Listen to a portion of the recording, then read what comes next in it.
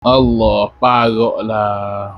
So video tu dia buat lakon ni, dia buat belakang, dia ni semaya. Lepas tu dia buat baca Fatihah dengan cepat.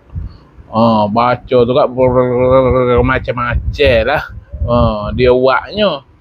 Padahal dia ni tak tahu ko hukum belakang, hukum melakonkan sembahyang dengan awak lawak gini haram. Allah, paroklah.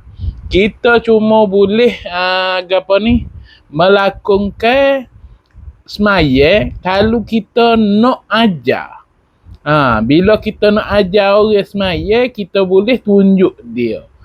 Tu panggil melakonkan. Ni Allah lah. Dia buat lawak. Paroklah.